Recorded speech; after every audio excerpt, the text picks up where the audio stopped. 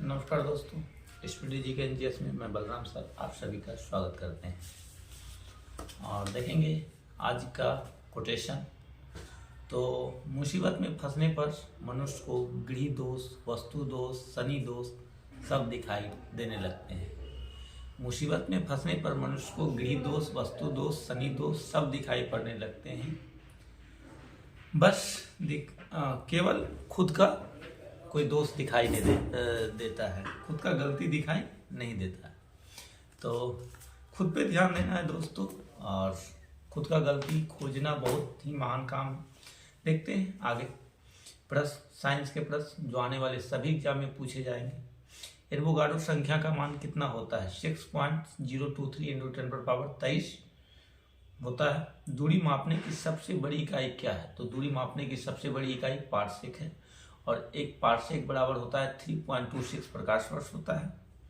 और एक प्रकाश वर्ष बराबर कितना होता है? तो 9.46 × 10⁻15 मीटर होता है। किलोमीटर बोलेगा तो 12 किलोमीटर। 1 लीटर कितना गैलन के बराबर होता है? तो 0.2642। 1 गैलन कितना लीटर के बराबर होता है? तो 0.2642 होता है। एक फर्मी में कितना मीटर होता है? 10⁻−15 मीटर। एक फर्मी में कितना मीटर होता है? 10⁻−15 मीटर होता है। लॉगरिथम के आविष्कारक हैं जॉन नेपियर है। लॉगरिथम के आविष्कारक कौन है? जॉन नेपियर है। क्वांटम सिद्धांत के प्रतिपादक कौन है? तो मैक्स प्लांक है। क्वांटम सिद्धांत के प्रतिपादक कौन है? मैक्स प्लांक है। वायुमंडल की आर्द्रता को मापने वाला यंत्र है हाइग्रोमीटर। वायुमंडल की आर्द्रता को मापने के लिए हाइग्रोमीटर का यंत्र का उपयोग करते हैं। 1 एंगस्ट्रम मात्रक बराबर होता है 10⁻−10 मीटर होता है। 10⁻−10 मीटर होता है। 1 एंगस्ट्रम मात्रक बराबर होता है 10⁻−10 मीटर होता है। पृथ्वी के उपग्रह का कक्षीय वेग निर्भर करता है कक्षा की त्रिज्या पर। पृथ्वी के उपग्रह का कक्षीय वेग निर्भर करता है कक्षा की त्रिज्या पर करता है। घड़ी की चाबी में संचित ऊर्जा है, तो यह स्थित ऊर्जा है।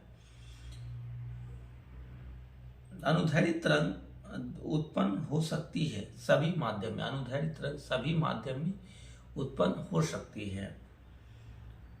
और ध्वनि तरंग अनुदैर्ध्य तरंग कहलाता है, और प्रकाश तरंग अनुप्रस्थ तरंग। किस माध्यम में अनुप्रस्थ तरंग उत्पन्न नहीं हो सकती? तो हवा में नहीं हो सकता है, बाकी पानी, लोहा, पारा सब में हो सकता है। प्रतिबल और विकृति का अनुपात कहलाता है प्रत्यास्था गुणांक कहलाता है। प्रतिबल और विकृति का अनुपात क्या कहलाता है? प्रत्यास्था गुणांक कहलाता है। पनडुब्बी आधारित है आर्किमिडीज के सिद्धांत पर। पनडुब्बी आधारित है किसके सिद्धांत पर? आर्किमिडीज के सिद्धांत पर। और समुद्र में तैरना नदी की अपेक्षा आसान है, क्योंकि समुद्र के पानी का घनत्व नदी के पानी से अधिक होता है। तरंग अपस्रव कही जाती है जबकि उसकी आवृत्ति कितना होता है? 20 हर्ट्ज से कम होता है। 20 हर्ट्ज से कम होता है उसकी आवृत्ति। अश्रव, श्रव, प्राश्रव होता है। अश्रव 20 हर्ट्ज से कम होता है। श्रव 20 से 20,000 हर्ट्ज तक होता है, जिसे हम लोग सुन सकते हैं। और प्राश्रव होता है 20,000 हर्ट्ज से अधिक, जिसे हम लोग नहीं सुन सकते हैं। यदि तरंग की लंबाई का मान आधा कर दिया जाए तो ध्वनि का वेग आधा हो जाएगा। यदि तरंग की लंबाई का मान आधा कर दिया जाए तो ध्वनि का वेग हो जाएगा, तो आधा हो जाएगा। ध्वनि तरंगे हैं, अनुदैर्ध्य तरंगे हैं।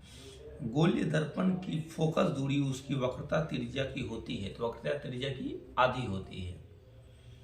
उत्तल दर्पण द्वारा बना प्रतिबिंब होता है काल्पनिक एवं सीधा होता है। काल्पनिक और सीधा होता है। प्रकाश तरंग उदाहरण है विद्युत चुंबकीय अनुप्रस्थ तरंग का। प्रकाश तरंग उदाहरण है विद्युत चुंबकीय अनुप्रस्थ तरंग का। फोटोग्राफिक कैमरे का अभिदृश्य लेंस होता है, तो यह उत्तल लेंस होता है।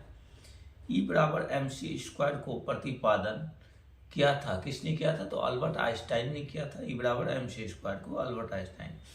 थोरियम का नाभिक को बदला जा सकता है। प्लूटोनियम में। थोरियम का नाभिक को किस में बदला जा सकता है? तो प्लूटोनियम में बदला जा सकता है। फ्यूज के पदार्थ का होना चाहिए निम्न गलनांक होना चाहिए, निम्न गलनांक होना चाहिए। फ्यूज के पदार्थ का होना चाहिए निम्न गलनांक होना चाहिए। निम्न विद्युत चुंबकीय तरंगे में किसकी आवृत्ति अधिकतम होती है? अवरक्त किरणें की अधिक होती है। ऊर्जा का क्षय कम होता है दृष्ट धारा में, ऊर्जा का क्षय कम होता है दृष्ट धारा में होता है। ट्रांसफार्मर किस सिद्धांत पर आधारित है? विद्युत चुंबक के प्रेरण, चुंबक के प्रेरण के सिद्धांत पर आधारित है। घरेलू प्रकाश के लिए उपयुक्त लैंप किस क्रम में जोड़ी जाती है? तो समांतर क्रम में जोड़ी जाती है। घरेलू प्रकाश के लिए उपयुक्त लैंप किस क्रम में जोड़ी जाते हैं? तो समांतर क्रम में। ऊष्मा किस प्रक्रिया में सर्वाधिक तीव्र गति से स्थानांतरित होती है? तो विकिरण। ऊष्मा किस प्रक्रिया से सर्वाधिक तीव्र गति से हस्तांतरित होती है? तो विकिरण प्रक्रिया से। न्यूनतम संभवतः ताप है -273 डिग्री सेल्सियस। न्यूनतम संभवतः ताप है -273 डिग्री सेल्सियस है। यदि वायुमंडल ना होती तो दिन की अवधि होती कम होता, वायुमंडल नहीं होता तो दिन की अवधि कम होता है। सूर्य ग्रहण के समय सूर्य का कौन सा भाग दिखाई देता है? तो कोरोना भाग जो होता है सूर्य का दिखाई देता है। सूर्य के प्रकाश का आंतरिक परिवर्तन हो सकता है यदि प्रकाश कांच से वायु में जाए तो मिलते हैं दोस्तों नेक्स्ट वीडियो में। वीडियो अच्छा लगे तो वीडियो को लाइक कीजिएगा, चैनल को सब्सक्राइब कीजिएगा और फेसबुक पेज है